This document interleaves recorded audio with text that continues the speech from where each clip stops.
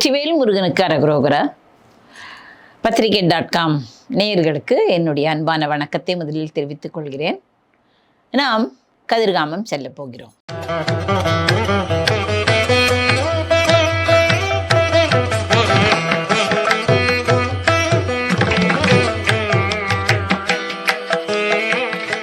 வருபவர்கள் ஓலை கொண்டு நமனுடைய தூதர் என்று மடிப்பிடியதாக நின்று தொடர்போது. அப்படி தொடர்கின்ற போது என்ன ஆகும் என்று நாம் இப்பொழுது பார்க்க போகிறோம். முதலில் வரி வடிவில் இந்த பாடலை பார்க்கலாம். வருபவர்கள் ஓலை கொண்டு நமனுடைய தூதர் என்று மடிப்பிடியதாக நின்று தொடர்போது மயிலது பொல்லாத வம்பன் விரகுடியனாகும் என்று வசைகளுடனே தொடர்ந்து அடைவார்கள். கருவி அதனால் எரிந்து சதைகள் தனியே அறிந்து கரிய புனலையை சொரிந்து விடவேதான் கழுமுனியிலே இரண்டு விடும் எனும் அவ்வேளை கண்டு கடிகி வரவேணும் எந்தன் முனுமேதான். பரகிரி உலாவு செந்தி மலையின் உடனே இடும்பன் பழனிதனிலே இருந்த குமரேசா. பதிகள் பல ஆயிரங்கள் மலைகள் வெகு கோடி நின்ற பதம் அடியர் காண வந்த கதிர்காமா. அரவு பிறை பூளை தும்பை விலுவமுடு தூர்வை கொன்றை அணிவர் ஜடையாளர் தந்த முருகோனே. அரஹர சிவாய சம்பு குருபர குமாரா நம்பும் அடியர்தமை ஆள வந்த பெருமாளே. என்ன நேயர்களே, மறுபடியும் யமனா என்று திகைக்காதீர்கள். யமன் வருவான், வந்தால் என்ன, அவனுடைய காரியத்தை அவன் செய்கிறான். முருகன் அவனுடைய காரியத்தை செய்ய போகிறான், நாம் நம்முடைய காரியத்தை செய்ய போகிறோம். முருகன் காப்பாற்றுவான் அல்லவா, அவனை துதித்தால் நம்மை கைவிட மாட்டான். இப்பொழுது அந்த பாடலை பார்க்கலாம். வருபவர்கள் ஓலை கொண்டு நமனுடைய தூதர் என்று. யார் வருவார்கள்? யமனுக்கு பல தூதர்கள் இருக்கிறார்கள். அதனால் நம்முடைய உயிரை பிடித்து செல்வதற்காக அந்த தூதர்கள் வருவார்கள். சரி, அவனுடைய தூதர்தான் என்று எப்படி நமக்கு தெரியும்? ஓலை கொண்டு வருவார்கள். ஓலை என்றால் நமக்கு ஒரு அடையாள சீட்டு இருக்கிறது அல்லவா? அப்படி அந்த அடையாள சீட்டில் நம்முடைய பெயர், வயது எல்லாமே குறிப்பிட்டிருக்கும். அந்த சிறிய சீட்டில் இதுதான் நீ, உன்னை அழைத்து வருவதற்காக என்னை யமன் அனுப்பி இருக்கிறார் என்று எல்லாமே அதில் இருந்திருக்கும். நீ காட்டு என்றால் நாம் சொல்ல போகிறோம். அந்த நிலையில் இருப்போமா இல்லையா என்றே தெரியவில்லையே. அதனால் தான் நாம் முன்னாடியே முருகனை நண்பனாக்கி குருவாக்கி வைத்து கொண்டால், அன்புடன் வைத்து கொண்டால் நம்முடனே இருப்பான், நமக்கு அந்த மதியையும் தருவான். அதாவது வரப்போகிறார்கள், நீ உஷாராக இரு என்று கூறுவது போல் இருக்கும். அவன் வந்துவிட்டால் அவன் புறமுதுகு விட்டு ஓடி விடுவான். முருகன் தான் வருவான். அதனால் கவலைப்படாதீர்கள், திருப்புகழை பாடுங்கள், முருகன் நம்மை காப்பாற்றுவான். இதை போல பாடல்களுக்கெல்லாம் அஞ்சக்கூடாது, இதையும் பாட வேண்டும். வருபவர்கள் ஓலை கொண்டு நமனுடைய தூதர் என்று. அவர்கள் என்ன சொல்லுவார்கள்? நீ என்னை ஒதுக்காதே, நான் யமனுடைய தூதராகும். அதனால் நாங்கள் எல்லோரும் சிறந்தவர்கள், நாங்கள் கெட்டவர்கள் அல்ல. உன்னுடைய காலம் தீர்ந்து விட்டது, அதனால் உன்னை அழைத்து கொண்டு போகப் போகிறோம். உன்னை அல்ல, உன்னுடைய உயிரை இழுத்து கொண்டு போகப் போகிறோம் என்று. என்ன செய்வார்கள் அவர்கள் என்ன செய்வார்கள்? மடிப்பிடியதாக நின்று தொடர்போது மடியில் கை போட்டு இழுப்பார்கள் அல்லவா? அப்படி நம்மை வருத்துவார்களாம். வந்துதான் ஆக வேண்டும் என்று ஆணையிடுவார்கள். நாம் வரமாட்டேன் என்று எங்கேயாவது குகைக்குள்ளோ அல்லது பள்ளத்திற்குள்ளோ எங்கேயாவது மரத்திற்கு மேலோ சென்றாலும் அவர்கள் விடமாட்டார்கள். மடிப்பிடியதாக, விடுபிடியாதாக, அப்படி கெடுபிடியாக அவர் என்ன செய்வார்கள்? நம் மீது கை போட்டு அவர்கள் என்ன செய்வார்கள்? என்னை விடாமல் தொடர்வார்கள். நான் எங்கு ஓடினாலும், ஓட முடியாது, அந்த நிலையிலும் இருப்போமா இல்லையா தெரியாது, இருந்தாலும் அந்த உயிர் ஓடும் அல்லவா, என்னை பிடிக்காதே என்று எல்லோரும் அஞ்சுவார்கள் அல்லவா? அப்பொழுது இவன் தொடர்வானாம். அந்த தூதுவர்கள் இருக்கிறார்கள் அல்லவா, அவர்கள் தொடர்வார்கள். தொடர்ந்து என்ன செய்வார்கள்? இவன் மிகவும் கெட்டவன் என்று நம்மை வசைமொழி எல்லாம் பேசுவார்கள். கெட்டவனாக இருப்பவர்களுக்குத்தான் அந்த தூதுவர்கள் வருவார்கள். மயலது பொல்லாத வம்பன், என்னை பற்றி இவன் சொல்லுவான். என்ன, இவன் மயக்க முடியவன். அதாவது மயக்கம், எல்லா வகையிலும் மயக்கம். பொருளுக்கு மயங்குவான், பெண்களுக்கு மயங்குவான், மண்ணுக்கு மயங்குவான் என்று எல்லா வகையிலும் மயங்குவான். இவன் பொல்லாத வம்புக்காரன் என்று, அதாவது இல்லாததும் பொல்லாததும் சொல்லி நம்மை உசுப்பி விட்டு வசைமொழி பேசுவார்கள். அதனால் அடுத்து அவர் சொல்லுகிறார், விறகுடையனாகும் என்று இவன் வஞ்சனைக்காரன். அதனால் தான் நான் பிடித்து இழுத்து கொண்டு போகிறேன். அதனால் சீக்கிரமே இவனை பிடித்து இழுத்து கொண்டு போகிறேன். சீக்கிரம் என்றால் என்ன, அவனுக்குரிய காலம் வரும்போது தான் பிடிப்பான். அது மெதுவாகவும் பிடிக்கலாம், அழுத்தியும் பிடிக்கலாம், அவனை துன்புறுத்தியும் பிடிக்கலாம் அல்லவா?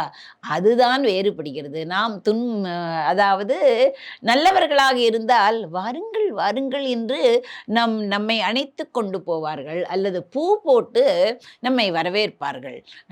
நாம் தீயவர்களாக இருந்தால் 4 அடி கொடுத்து நம்மை துன்புறுத்தி தான் அழைத்து செல்வார்கள்.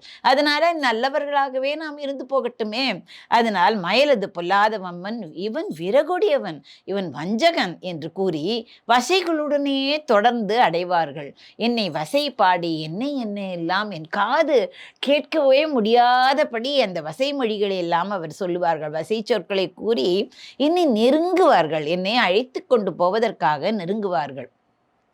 பிறகு என்ன செய்வார்கள் தெரியுமா? அவர்கள் நிறைய ஆயுதங்கள் எடுத்துக்கொண்டு வருவார்கள். யார் யாருக்கு தகுந்த ஆயுதம் என்று அவர்களுக்கு தெரியும்.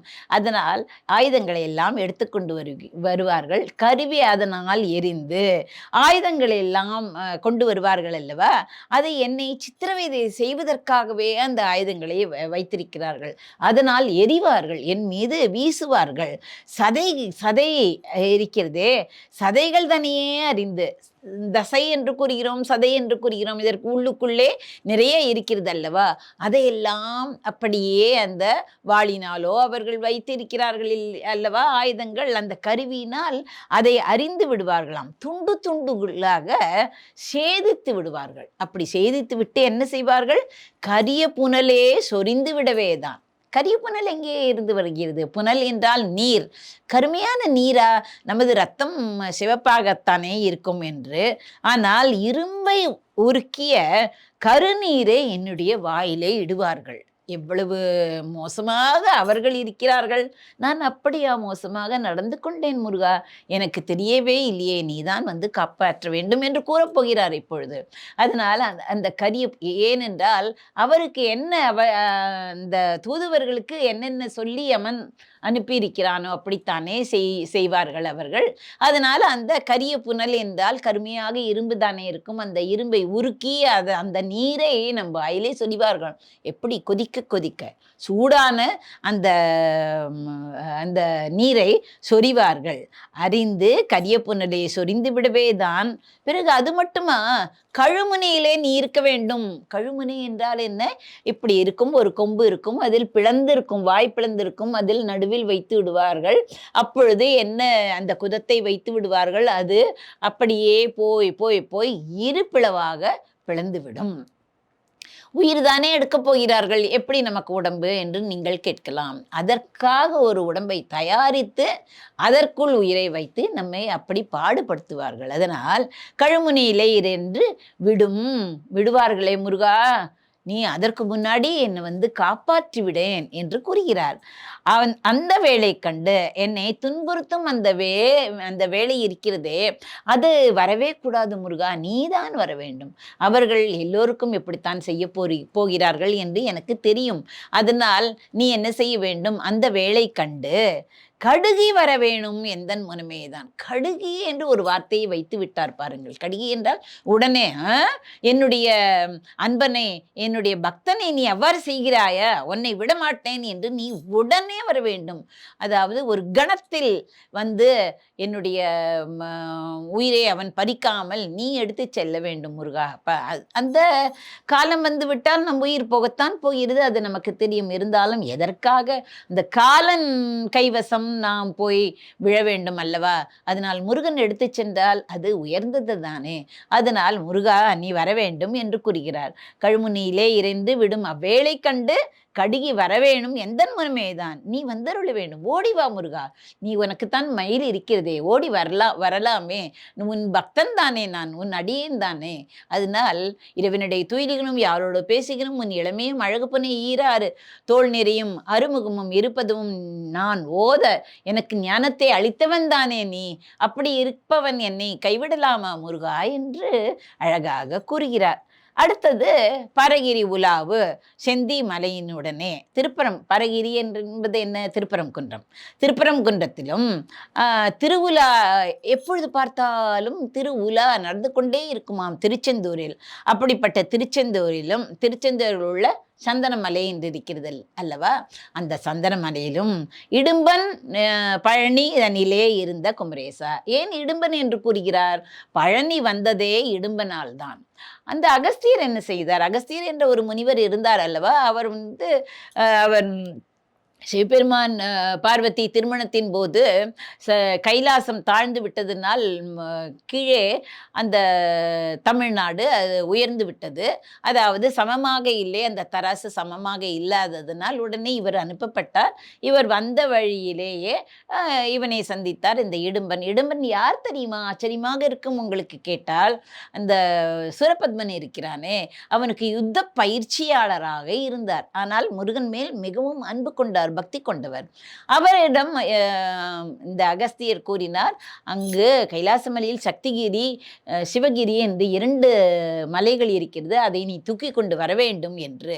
அகஸ்தியர் சொன்னால் அவனும் கேட்பான். அதனால் ஒரு தண்டை வைத்து, அதாவது ஒரு கோலை வைத்து 2 பக்கமும் கயிறு வைத்து 2 மலைகளையும் காவடி போல் தூக்கி கொண்டு வந்தான். அவன் பாதி வழி வரும் வழியில் என்ன ஆயிற்று, இந்த பழனி இருக்கிறதே அந்த வழி என்று வைத்துக் கொள்ளுங்கள். அந்த வழி வரும்பொழுது அவனுக்கு அயர்வாக இருந்தது, அதாவது சோர்வாக இருந்தது. அதனால் ஒரு மரத்தடியில் படுத்துக்கொள்ளலாம் என்று அதை கீழே வைத்துவிட்டு உறங்கி விட்டான். அப்பொழுது முருகன் ஒரு திருவிளையாடல் தான். முருகன் அங்கு வந்து சிறுவனாக வந்தான்.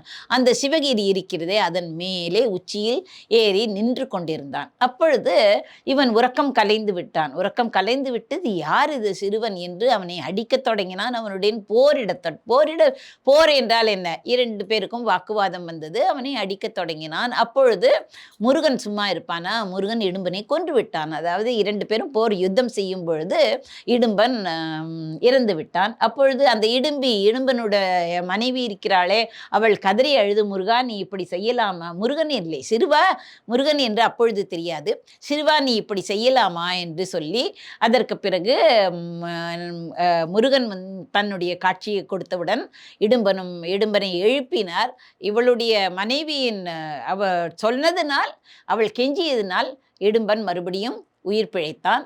பிறகு அவன், என்னை மன்னித்து விடுங்கள் முருகா, நீங்கள் தான் என்னுடைய தலைவன், உங்களை நான் எப்பொழுதுமே என் மனதில் வைத்து நான் பாராட்டுகிறேன், புகழ்கிறேன் என்று இவனுடைய பக்தியை கேட்டு மெச்சினார். உடனே, உனக்கும் நீ இந்த பழனிமலைக்கு ஒரு பாதுகாப்பாக நீ இருக்க வேண்டும், அதனால் உன்னை தரிசித்து விட்டு தான் பழனிமலைக்கு வர வேண்டும் என்று அங்கேயே பழனிமலை இப்படித்தான் வந்தது. இந்த இடும்பன் மலையும் இருக்கிறது. இடும்பனை தரிசித்து விட்டுதான் முருகனை தரிசிக்க வேண்டும் என்ற ஒரு நியதி இருக்கிறது. பதிகள் இடும்பன் பழனி, அதனால் இடும்பன் தான் அந்த பழனிமலையை கொண்டு வந்தான் என்று கூறுவார்கள். பதிகள் பல ஆயிரங்கள், மலைகள் வெகு கோடி நின்ற முருகன் பல பதிகளில் பல தலங்களில் அவன் வீற்றிருக்கிறான். அதுவும் அல்லாமல் அவன் குறிஞ்சி நிலம், குறிஞ்சி என்றால் மலைதானே,